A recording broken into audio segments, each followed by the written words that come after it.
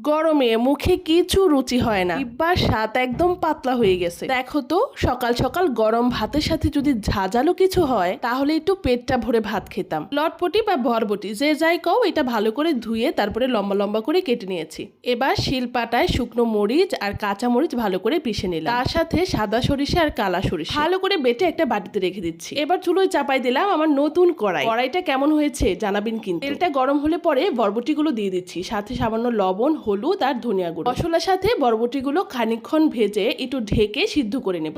মোটেও পানি দেওয়ার প্রয়োজন নেই। কিছুক্ষণ পর ঢাকনা তুলে বরবটিগুলো আরো একবার নেড়ে চেড়ে দিয়ে দিচ্ছি সরিষা বাটাটা। এবার সামান্য বাটি দেওয়া পানি দিয়ে দিচ্ছি। বরবটিগুলো ভালো করে সরিষার সাথে মিশিয়ে ঢেকে দমে বসিয়ে রাখবো 5 মিনিটের জন্য। ব্যাস হয়ে গেল আমার ঝাঁঝালো বরবটি ভুনা। এই ভুনাটা ঠান্ডা জ্বরের জন্য কিন্তু খুব ভালো। ঠান্ডায় নাক বন্ধ থাকলে এটা দিয়ে খেলে পরে নাক দিয়ে এমনি পানি ছুটে যাবে। আর অপেক্ষায় থাকেন ঈদের স্পেশাল রান্নার জন্য।